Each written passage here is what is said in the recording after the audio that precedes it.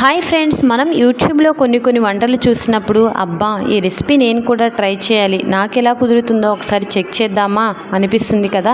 అట్లాంటి వాటిల్లో ఈరోజు నేను షేర్ చేస్తున్న రెసిపీ కూడా అలాంటిదేనండి. నేను ఈ రెసిపీని యూట్యూబ్లో చాలా రోజుల క్రితం చూశాను. అప్పటి నుండి ఒకసారి ట్రై చేసి చూద్దాం అనే ఉంది, కానీ పనిలో కుదరలేదన్నమాట. ఎన్ని రోజులకు కుదిరింది, అయినా సరే ఫస్ట్ టైం చేస్తున్నా కూడా చాలా చక్కగా కుదిరిందనమాట. ఇప్పటికే ఈ రెసిపీ ఏంటి అనేది మీకు అర్థమైందా? అవునండి, మీరు అనుకునేది నిజమే. ఇది ఫ్లఫీ ఎగ్ ఆమ్లెట్. దీన్ని చేయటానికి నేను ఏ టిప్స్ ఫాలో అయ్యాను అనేది ఈ వీడియోలో షేర్ చేస్తాను. స్కిప్ చేయకుండా చూడండి. నా వీడియో నచ్చితే ఒక లైక్ చేయండి. మరిన్ని వీడియోస్ కోసం నా ఛానల్ని సబ్స్క్రైబ్ చేసుకోండి. ఇప్పుడు రెసిపీలోనికి వెళ్ళిపోదాం. ఈ ఫ్లఫీ ఎగ్ ఆమ్లెట్ చేయడానికి నేను ఒక 6 ఎగ్స్ని అయితే తీసుకుని వచ్చాను. వాటిలో 4 ఎగ్స్తో అయితే నేను ఎగ్ ఆమ్లెట్ అనేది చేయబోతున్నానండి. 4 ఎగ్స్ని శుభ్రంగా వాష్ చేసేసుకున్న తర్వాత ఒక లోతాటి గిన్నెలో ఎగ్ వైట్ని, మరొక గిన్నెలో ఎగ్ ఎల్లోని సపరేట్ చేసుకుంటున్నాను అనమాట. ఈ ఎగ్ వైట్ అండ్ ఎల్లోని సపరేట్ చేసుకునేటప్పుడు చాలా కేర్ఫుల్గా ఉండండి.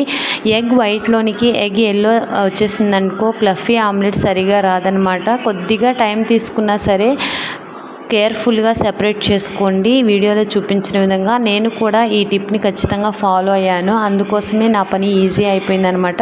ఇప్పుడు ఈ ఎగ్ వైట్ని హ్యాండ్ బ్లెండర్తో కానీ విస్కర్తో కానీ విస్క్ చేసుకోండి. 5 మినిట్స్ విస్క్ చేస్తే సరిపోతుందనమాట. ఇలా ఫ్లఫీగా వచ్చేస్తుందనమాట. అదేవిధంగా ఎగ్ ఎల్లోని కూడా ఒకసారి బీట్ చేసుకొని పక్కన పెట్టేసుకోండి. ఇప్పుడు స్టవ్ పైన ప్యాన్ పెట్టేసి ప్యాన్ హీట్ అయిన తర్వాత కొద్దిగా ఆయిల్ వేసుకోవాలి. ఆయిల్ హీట్ అయిన తర్వాత ముందుగా ఎగ్ ఎల్లోని వేసుకోవాలన్నమాట. బీట్ చేసుకున్న ఎగ్ ఎల్లోలో నేను కొద్దిగా సాల్ట్ వేసి బీట్ చేశానండి. ఈ ఎగ్ వైట్లో బీట్ చేసుకునేటప్పుడు నేను ఏ ఇంగ్రీడియంట్స్ యూస్ చేయలేదు. ఇలాగా ఎగ్ వైట్ని స్ప్రెడ్ చేసుకున్న తర్వాత దీనిపైగా కొద్దిగా సాల్టు, కొద్దిగా కారము, అదేవిధంగా కొద్దిగా జీలకర్ర స్ప్రింకిల్ చేసుకోండి.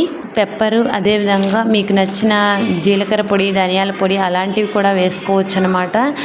కొద్దిసేపు మూత పెట్టి 5 మినిట్స్ ఉడికించిన తర్వాత మరొక ప్లేట్లోకి ఫ్లిప్ చేసుకోవాలన్నమాట. ఇది పిల్లలకు పెడుతున్నాను కాబట్టి నేను 2 సైడ్లా ఉడికించానమాట. ఇప్పుడు ప్లేట్లోకి తీసుకొని రోల్ లాగా చేసుకున్న తర్వాత 2 పార్ట్స్గా కట్ చేసుకుంటున్నాను. ఎంత ఫ్లఫీగా వచ్చిందో మీరే గమనించండి. చాలా ఈజీగా చేసుకోవచ్చు. ఫస్ట్ టైం చేస్తున్నాను, ఎలా వస్తుందో అనుకున్నాను, చాలా పర్ఫెక్ట్గా వచ్చింది. మీరు కూడా ఒకసారి ట్రై చేయండి. ఎలా కుదిరిందో కామెంట్ బాక్స్లో మెన్షన్ చేయండి. Thanks for watching. Thank you all. Please like, share, subscribe to my channel. Thanks for watching.